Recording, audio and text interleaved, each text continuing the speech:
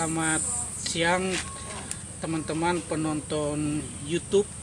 Hari ini kembali lagi dengan saya Yosepatus. Seperti biasa kita ada episode ngobrol bersama. Dan hari ini saya berada di sebuah desa, sebuah kampung kecil yang berada di Kabupaten Malaka. Tentu pemirsa pun bertanya, kira-kira saya sementara ini lagi dengan siapa yang ada di samping saya ini. Sebelum kita mulai, saya perkenalkan dulu Pak Kakak. Saya lebih akrab panggil Kakak ya. Kakak saja, panggil ya. Kakak saja. Kakak Vanus Bouk yang ada di samping saya. Selamat siang. Selamat siang. Oke. Kakak Vanus, bagaimana kabarnya? Kabarnya baik, sejauh ini baik. Sejauh ini baik. Ada sakit? Sehat-sehat saja. Sehat-sehat saja. Tidak ada. Puji Tuhan ya. Tuhan masih memberi kita napas kehidupan sampai hari ini. Amin, amin. Ya. Aktivitas Kakak Vanus selama ini seperti apa saja?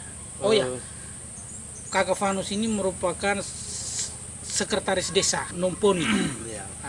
Mungkin aktivitasnya seperti apa? Baik, terima kasih ya Kakak sudah bersedia datang. Terima kasih juga. Jauh-jauh dari Atambua ini. Baik, aktivitas saya di sini sementara ini sudah menuju ke 9 bulan. Ya, 9 bulan saya sebagai sekretaris non-PNS. Sekretaris non-PNS. Ya, sekretaris non-PNS karena berhubung yang kemarin sekretaris lama sudah pensiun. Makanya waktu setelah terpilihnya Bupati Malaka dan Wakil Bupati Malaka kemarin, saya dipercayakan oleh masyarakat dan juga beberapa tokoh untuk menjabat sebagai sekretaris non-PNS di Desa Numponi. Dan sejauh ini banyak kegiatan-kegiatan yang sudah kami lalui. Dengan adanya dana desa, itu ada program-program dari Kemendesa itu terkait dengan kegiatan atau program untuk COVID-19, antisipasi COVID-19. Kemudian ada lagi kegiatan untuk ketahanan pangan dan juga kegiatan fisik. Dan syukur karena tahun-tahun sebelumnya dan tahun ini kami yang walaupun sementara menjalani masa pemerintahan ini, kebetulan di sini sementara masih PLT penjabat kepala desa. Tetapi kegiatannya bisa berjalan dengan lancar. Dan beberapa hari lalu kami juga, beberapa bulan lalu ya, kami sudah menerapkan juga kegiatan berupa pemberdayaan masyarakat, di mana ada kegiatan-kegiatan fisik itu tidak seperti dulu. Oh iya. Memang dulu pemberdayaan itu ada, tetapi mungkin dari masa ke masa entah pemahaman terkait dengan pemberdayaan atau bagaimana itu belum terlihat, dan masyarakat juga ada yang sering menceritakan bahwa itu tidak terlaksana.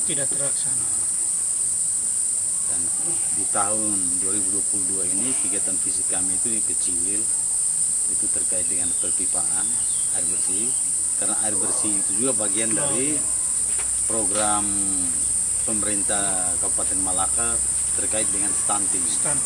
Jadi kami penurunan stunting karena air bersih itu sangat penting. Jadi program itu kami laksanakan, dan untuk sementara sudah mencapai sekitar 90%. Oke, baik. Kakak Vanus tadi mengkisahkan kepada kita bahwa beliau sementara ini menjabat sebagai sekretaris desa yang saat ini melaksanakan kegiatan-kegiatan pemberdayaan terhadap masyarakat, dan tentu kita akan galing lebih banyak lagi. Sebelum kita galing, kita minum dulu kakak. Oke. Takutnya Terima nanti diinginkan. Oke, Kakak Vanus, tadi sudah menceritakan sedikit soal aktivitas ya, aktivitas selama ini. Saya punya catatan bahwa ternyata Kakak Vanus ini juga merupakan putra mantan seorang kepala desa. Bukan Desa mantan, ini. sorry, bukan mantan, tapi beliau, saya punya bapak pernah mau mencalonkan diri. Pernah mau mencalonkan diri tapi gagal. Jadi sekarang putranya lagi berjuang. Saya lagi berjuang untuk Ini yang menarik, siap, pemirsa, siap. bahwa Kakak Vanus ini sementara bergeliat juga untuk mencalonkan diri menjadi seorang kepala desa di desa setempat. Kita tahu bahwa pemilihan kepala desa di Kabupaten Malaka ini tinggal beberapa waktu lagi akan datang, sehingga tentu Kakak Vanus punya keinginan yang sama dari ayah. Setelah itu sampailah ke Kakak Vanus dan menjabat sebagai sekretaris desa, dan tentu sekarang berkeinginan juga yang sama bahwa ingin menjabat sebagai seorang kepala desa. Tentu masyarakatlah yang menghendaki hal itu. Kira-kira Kakak Vanus bisa cerita kepada kita semua dan penonton yang ada di rumah, mungkin niatan apa yang membuat Kakak Vanus ingin bertarung sebagai seorang kepala desa? Baik, terima kasih. Ini bagi saya menarik juga. Jadi sebelumnya saya mau sampaikan dulu, untuk saat ini saya sedang cuti. Sedang cuti ya? Sedang cuti. Oh iya. Cuti karena calon. Nah itu Regulasinya mengatur demikian. Di Oke. Perbup seperti itu. Jadi ini kita bicara bebas Iya. ya. Kita santai.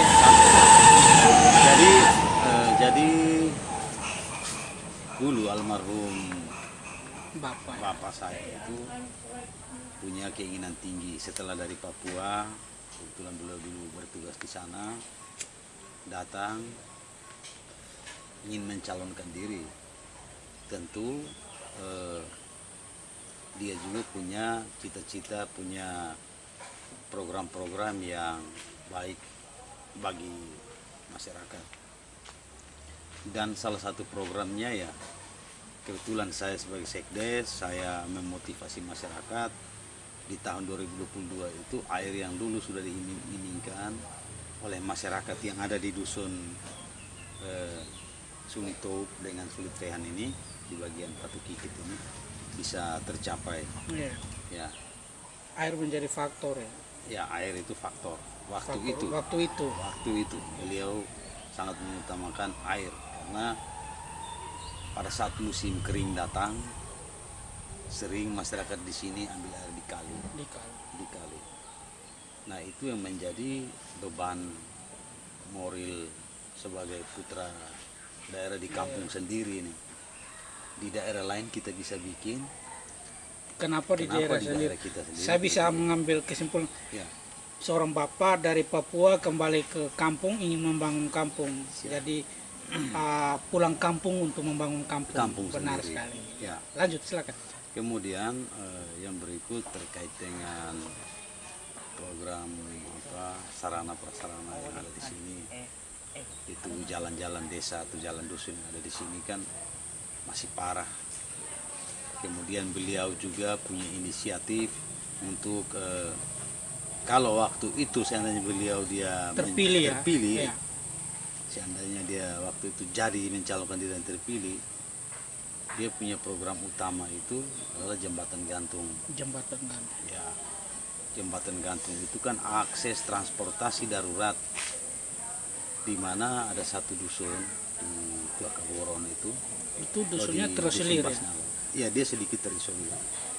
Di dusun itu pada saat hujan, masyarakat tidak bisa melewati. Ya, waktu itu akses sudah dibuka, tetapi jarak dari sana dari kampung di dusun Basnabo itu ke jalan utama itu cukup jauh. Jadi akses pendidikan yang pertama itu anak-anak harus melewati langgar kali dulu. Langgar kali baru bisa ke sekolah. Jadi lepas sepatu, kita langgar kali pakai sepatu lagi. Nah, itu salah satu program utama. Kemudian program yang ketiga itu terkait dengan jalan lingkungan. Sebenarnya ini pekerjaan kita yang menurut orang susah. Beliau kan kebetulan orang teknik juga. Jadi menurut beliau itu hal yang mudah, karena di dalam program-program seperti itu pemberdayaan itu hidup. Pemberdayaan itu hidup. Nah, sehingga waktu itu beliau punya cita-cita yang memang tidak tercapai, dan saya atas apa yang dia cita-citakan sekarang ini saya mau melanjutkan. Punya visi misi terkait yang pertama juga tentang transparansi, akuntabel, itu sangat utama itu. Ya. Kemudian bagaimana melatih masyarakat, karena masyarakat ini kita bicara soal pemberdayaan, tapi masyarakat saat ini tidak tahu. Hanya tahu kata pemberdayaan, tapi yang seperti apa.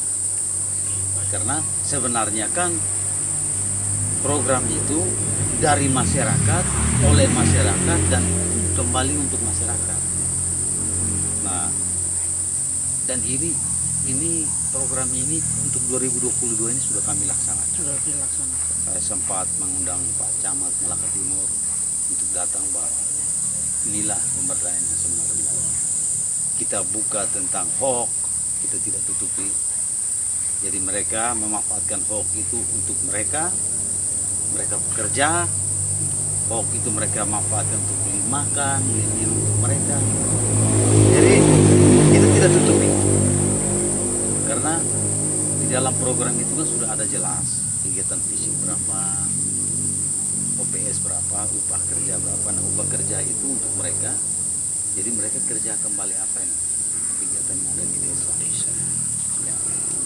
Baik, pemirsa, itu inspirasi dari seorang ayah, almarhum ayah, kepada putranya, dan ini juga menjadi tujuan utama untuk melanjutkan hal-hal yang sebenarnya menjadi impian sang ayah dulu, namun karena tidak terpilih saat itu, sehingga perjuangan itu tidak bisa dilanjutkan. Kita juga mendoakan biar ayah bahagia di surga, bisa melihat anaknya untuk berkembang dan bertarung nanti. Oke, baik. Kita lanjut sedikit, Kak Vanus. Tadi inspirasi Kak Vanus sudah sampaikan. Mungkin saat ini Kak Vanus ingin mencalonkan diri sebagai seorang kepala desa, tentu ada persiapan, ya kan? Nah, persiapan ini tentu hal yang menjadi urgen adalah kebutuhan masyarakat. Ya, betul. Mungkin Kakak Vanus bisa mengkisahkan sedikit kepada pemirsa yang sedang menonton maupun kita yang ada di sini, melihat dari kacamata Kakak Vanus sendiri, seperti apa yang menjadi kebutuhan utama masyarakat. Baik, yang paling utama di sini di desa saat ini, yang jelas bahwa perumahan ini ya memang kita lihat sudah rata-rata sudah 75% itu masyarakat sudah memiliki rumah layak. Adapun yang belum memiliki rumah yang layak huni. Nah, sekarang ini dana desa sekarang ini miliar. Jadi miliar ini maksudnya saya, khusus untuk saya, itu nilai seperti itu sebenarnya itu nilainya masyarakat. Nah, makanya saya rasa bahwa itu sangat prioritas. Rumah itu prioritas. Saya rasa penanganan air bersih walaupun sedikit demi sedikit sudah mulai, walaupun belum digunakan ya, untuk tahun ini sudah mulai. Nah, karena itu juga bagian dari stunting. stunting. rumah itu, karena masih ada rumah yang belum lantai. Nah itu dengan adanya dana besar ini, saya rasa bahwa tidak bisa kita eksekusi satu kali, Bertahap. tapi bertahap. Nah, bertahap. Walaupun di masa periode 1 sampai 6 tahun itu tidak bisa selesai, tapi itu juga bisa menjadi satu program unggulan juga, karena penanggulangan kemiskinan. Betul sekali. Sehingga di 6 tahun ini tidak selesai, masyarakat bisa mengusulkan untuk dilanjutkan lagi. Jika kalau kabupaten punya program ya kita bersyukur, kalau tidak ya mau tidak mau, entah itu dia berupa rehabilitasi rumah atau bangun baru, itu tergantung dari anggaran. Iya. Karena di dalam dana desa itu kan ada pos-pos, pembangunan desa, ada pembinaan kemasyarakatan, ada pemberdayaan dan lain-lain. Gitu. Baik, Pak Fanus. Seperti yang Kakak Fanus sudah jelaskan, kalau saya bisa menyimpulkan ada konektivitas antara tadi yang pertama soal sumber air. Sumber air juga menjadi faktor utama untuk penanganan stunting, air bersih dan lain sebagainya. Habis yang kedua soal perumahan. Perumahan layak huni juga menjadi faktor utama untuk penanganan stunting. Apalagi mereka yang belum memiliki lantai, masih menggunakan tanah, minta maaf. Nah, itu juga menjadi faktor utama. Oleh karena itu, Kakak Fanus melihat bahwa ini menjadi peran penting untuk menangani permasalahan-permasalahan yang ada di desa. Nah, selain itu, Kakak Fanus, tentu ada jejaring yang harus dibangun tentunya. Ya, jejaring yang harus dibangun. Kita kan membangun sebuah desa ini kan tidak berharap banyak dari anggaran desa yang sebenarnya tidak cukup juga menjadi pengeluaran seluruh masyarakat dan kepala desa. Kira-kira harapan Kakak Fanus untuk membangun sebuah jejaring ini dalam artian bahwa kementerian dari kementerian bisa langsung memberikan bantuan kepada desa-desa tertentu dengan potensi-potensi ataupun dengan kendala-kendala yang dihadapi. Kira-kira keinginan Kakak Fanus seperti apa? Oh ya, baik. Kalau bicara soal jejaring di sini ini kan semua desa ya di seluruh Indonesia itu antara dinas sosial bekerja sama dengan masyarakat. Itu salah satunya itu program Keluarga Harapan. Itu sudah berjalan. Itu karena itu lebih ke pendidikan anak. Pendidikan anak. Nah, kalau kita sinkron antara pendidikan anak dengan perumahan dan air bersih itu sangat penting. Ya, sangat penting. Jadi harapan saya itu semoga kegiatan atau program PKH itu juga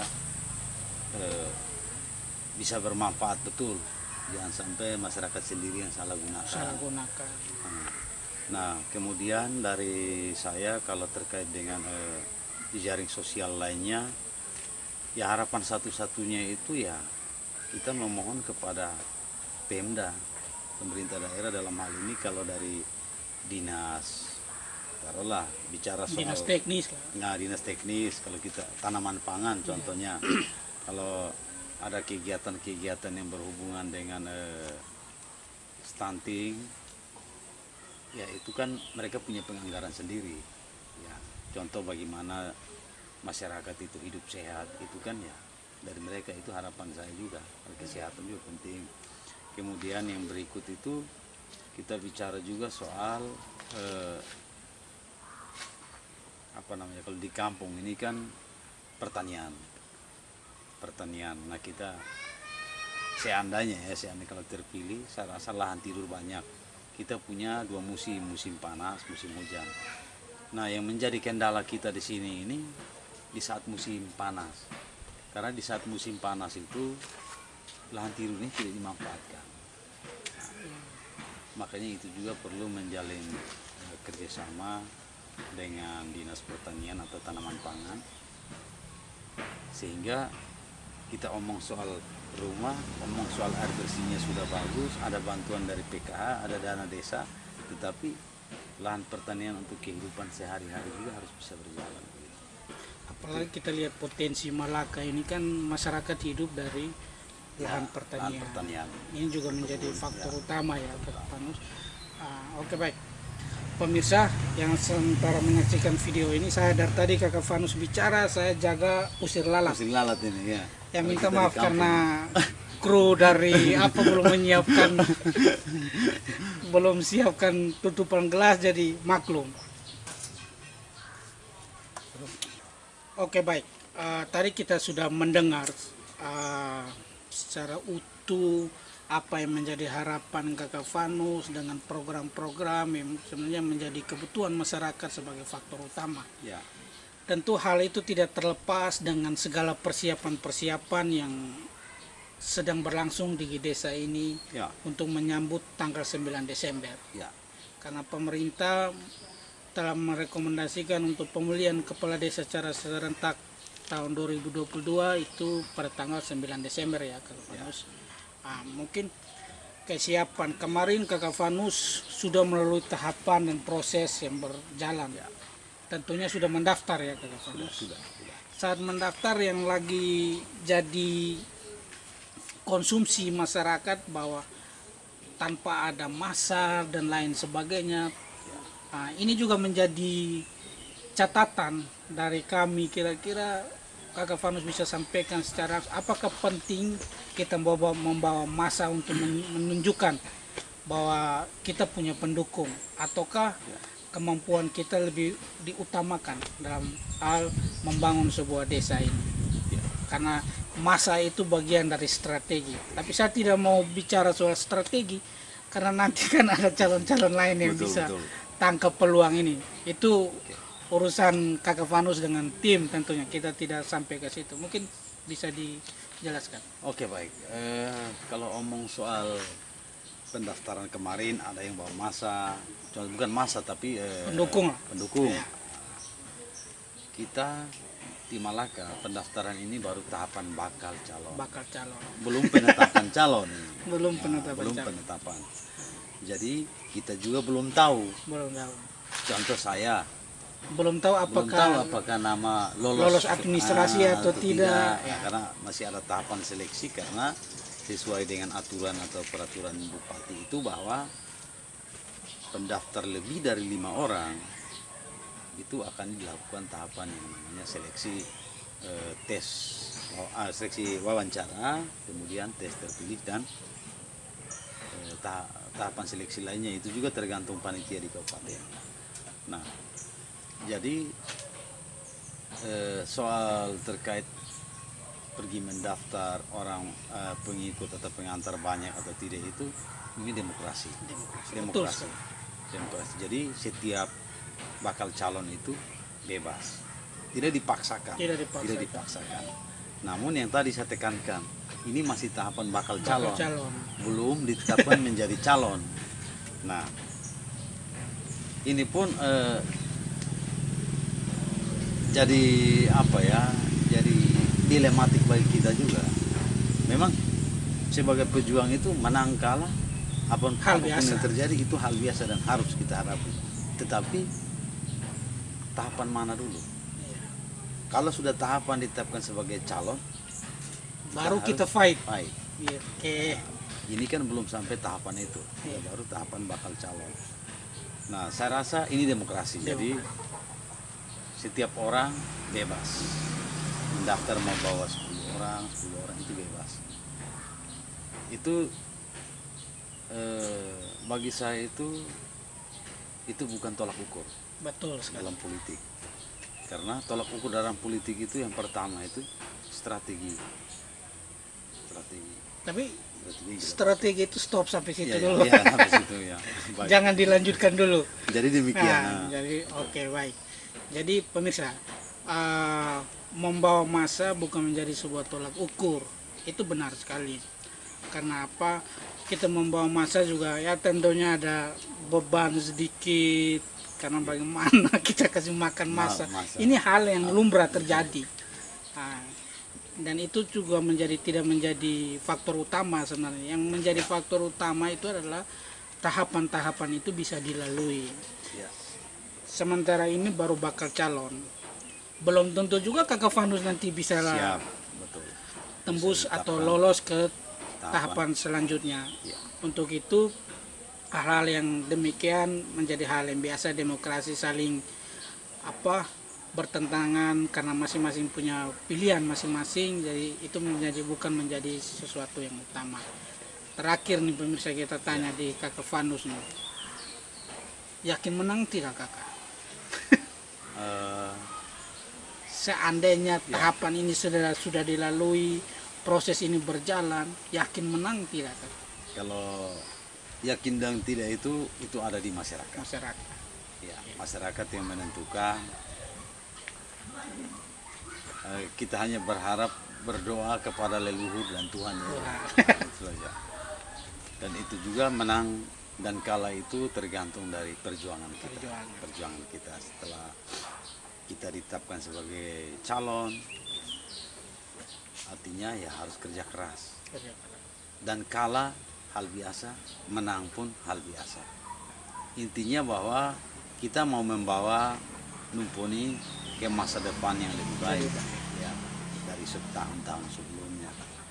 Karena di Numponi yang mencalonkan diri juga di desa kami ini itu rata-rata orang muda yang hebat-hebat.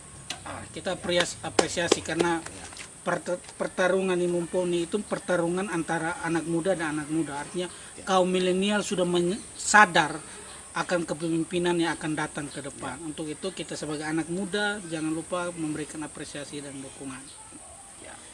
Tadi saya sampaikan terakhir, ada terakhirnya lagi. Ya siap. Kakak. Terakhirnya lagi ini saya dukungan keluarga seperti apa?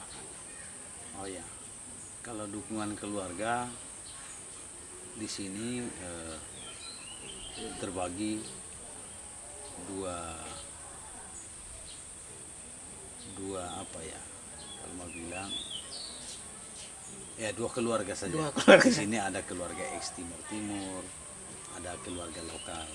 Kebetulan saya punya mama orang Timur Leste, saya punya bapak orang asli Mumpuni. Ya. Jadi ya dukungan mereka mendukung. Justru karena ada dukungan, saya menekatkan kakak untuk maju. Benar. Mereka mendorong untuk maju. Jadi bukan hanya satu pihak, kedua pihak ini. Oke, baik pemirsa, saya rasa untuk saat ini kita sebelum mengakhiri kita minum dulu. Terima kasih Om. Ini bukan iklan ya. Bukan iklan kopi atau apa, memang suasananya lagi santai seperti ini. Tadi kita sudah banyak diskusi bersama Kakak Vanus, tentu ide-ide yang dimiliki Kakak Vanus semua dia curahkan untuk bagaimana membangun desa ini menjadi sebuah desa yang lebih baik ke depan. Tentu hal ini juga butuh dukungan dari teman-teman semua. Bagi yang nonton silakan memberikan dukungan, mungkin dengan cara apanya, komentar, jangan lupa subscribe kami punya ini channel YouTube ini.